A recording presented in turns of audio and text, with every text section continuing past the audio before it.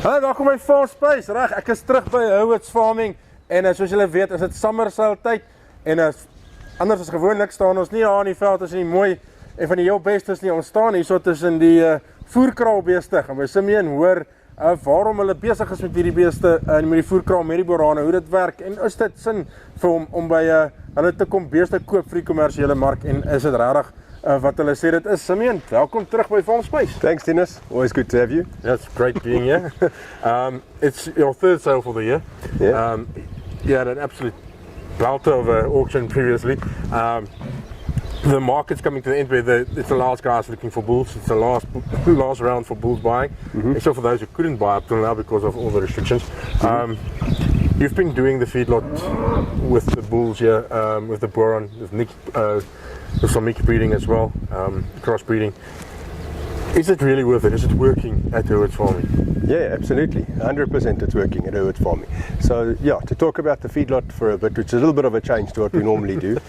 At us we have a fully standalone feedlot capacity and environment where we stand up to 8,000 head of cattle. So it's an integrated business unit in itself, which stands completely alone and aside from the stud, which is the Boran stud and the Africa Drought Master stud. Yeah. So definitely it works. I mean, the feedlot, doesn't necessarily rely on Boran animals or Boran crossbred animals. It buys in animals with agents throughout the country, even cross-border at times. And it has its own market share, and we also used to go into the deboning side and into the retail side of the beef product. So working with feedlot and working with the beef animal is something we're very used to. So where does the Boran fit into it with us? Well, we've said it many times. There was an experiment we did for a Boran cross Afrikaner farmer a few years ago, which actually surprised the lights out of us how well that breed actually and that cross did. And then we started to investigate this a bit more and started to take our own information and data and analyze it. Over the space of 10 years plus now, we have fed thousands and thousands of Boran types, purebred Boran, different phases of Boran, different appendixes, different crossbreeds. So we've got our own information, and yes, it's a very profitable animal to farm with and also to feed anywhere in the beef chain.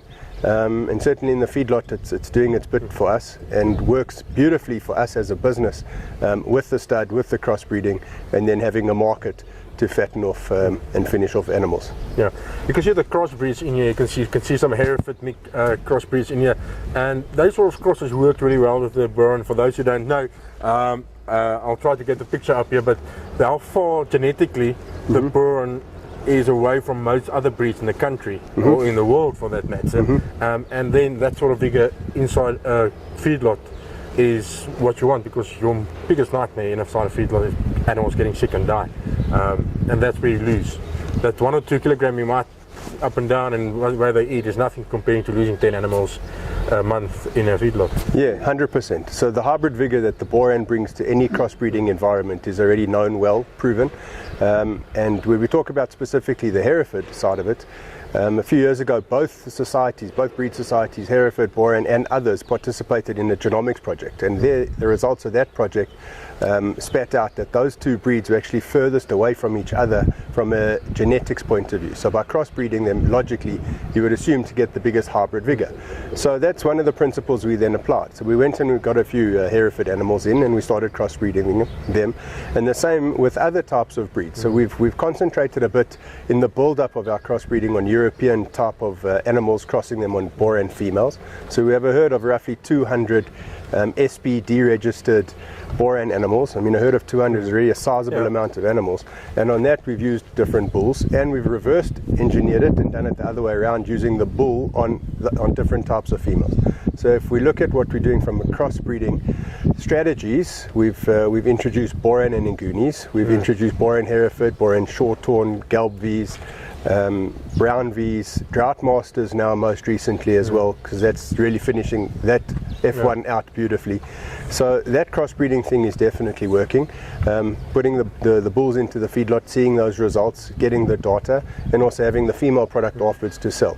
So in this coming up auction now, we've got a couple of purebred Boran females that are carrying calves from Drought Masters mainly, as well as a few shorthorns, maybe a Brown V that's got in there, Hereford that's got in there, as those bulls are starting to phase themselves out. But yes, that hybrid vigor is something we want, and we see it coming through later on in the expense side of it in the feedlot. So the morbidities, which is the term that's used in the feedlot, is definitely much lower with Boran. They don't get sick. They put on weight. Their weight gain is absolutely in line with everything else that we have and that we've fed on our farm. So our average daily weight gain is roughly between 1.6, 1.9 kilograms per head per day, depending on the time of the year, which is a reality in feedlotting. The dry matter feed conversion ratio is around 4.2 to 4.6, which is outstanding. So they eat less. They cut teeth at a much later stage, which means that kind of dispels the myth or the thinking or the rumor about them being early maturing in a feedlot environment. We haven't found that at all. And their carcass afterwards, they slaughter out magnificently on a 59 to 61% basis. There's a demand for the beef, there's a demand for the carcass. They're deceptively heavy, they look a lot lighter than actually what they are. And it's a beef animal, and it proves again that this is, again, Africa's solution to beef. And you plug it in anywhere in the beef chain, and it works. Simeon, if I put myself in the guy coming to your auction shoes as a commercial farmer, and I want to buy a bull, and I want to keep some of those females back, that cross females back, how do you go about choosing which females come back? Or is that perspective wise? Because now you're going to have females that looks a little Boran and maybe a little bit more browny, maybe a little more limousine. What is the thinking of keeping those back? How do you choose going back, and what should the guys do when they come and buy a bull here to work on their farm? Well, it depends what you're trying to achieve in your own environment. So firstly, you must buy something that works for you and not something that looks good on Facebook or in a picture somewhere. So you must buy an adaptable product that works nicely in your environment. By the time you finish taking off the skin, it's all the same color. It's all the same. The carcass is roughly, the carcass build may slightly differ from breed to breed, but it's ultimately the same. So a guy must do what he wants to do and how he wants to do it. I mean, there is definitely a trend and an increased appetite for crossbreeding type of animals, for synthetic or composite type of breeds. And we look at that. I mean, the Brahman, as an example, has played a tremendous part in that role over many, many years across the world. And, as an offshoot of that, we have breeds like Brangus and Charbray and Simbra, etc. So the Boran has the ability to do that, and in my opinion, maybe even better, and adds a little bit more to that table.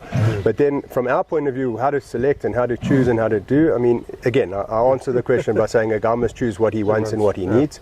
But what's also nice from us, from a client basis, is that we buy back the calves. We buy back the calves of the guys that buy bulls from us, and that relationship has worked beautifully for us. We've built up many friends over that relationship. We buy back the calves, we give him a premium price on what the market is at the time.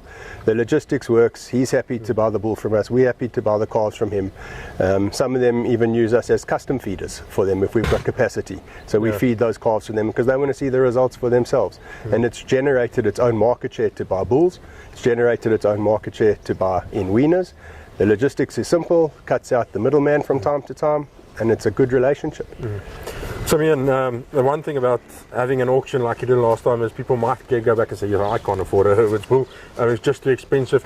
But yes, there is one or two bulls because there is that genetics that and some of those that progeny that just are meant for stud.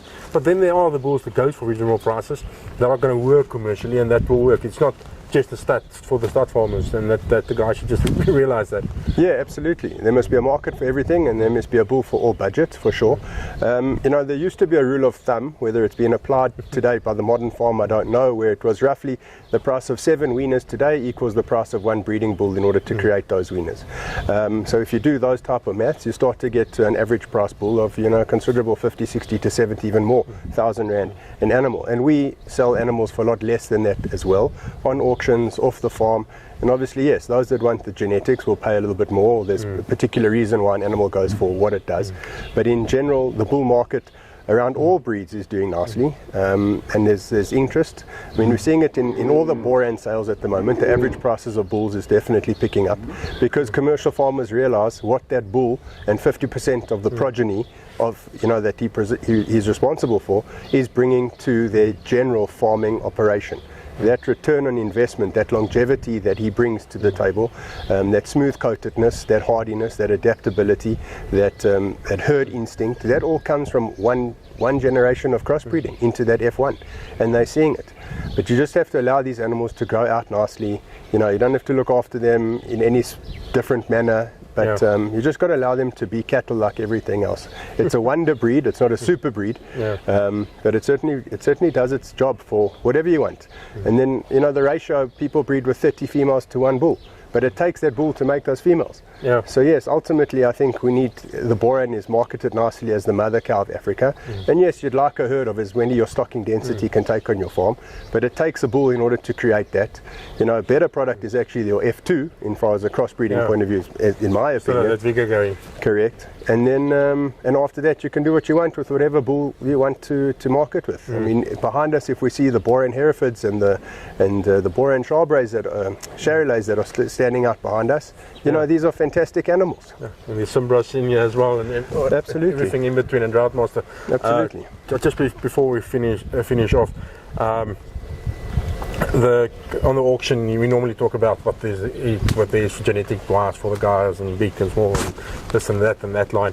But for the commercial farmer, for him it's about what he's looking. Is he looking for a heifer to open his heifers with? And I'm guessing you guys, I haven't seen all the bulls, we're on our way there, but I'm guessing you've got all the different sizes and shapes and for the auction as well. Again. Absolutely. And then there's also, you know, in the catalogue you get the breeding values. So a guy must also look at the breeding values if he wants to have some sort of guidance and clarity about milk production or calving ease or growth or something like that.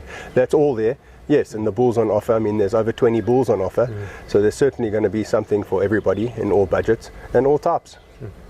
So yeah, it's been a lot, and I hope the guys can take it all in, but I think there's definitely something in this, and they can just come and watch the mortality rates in a feedlot like this and make their minds up for themselves. Thanks, Dennis. Okay, until next time, but make sure you get to this auction, especially as a commercial farmer. Even if you just come and do your homework, there's definitely something to learn, something to see and to understand when you see these Boran commercial animals available for bulls, commercial and stud, or for commercial and stud. And then there's as always there's a lot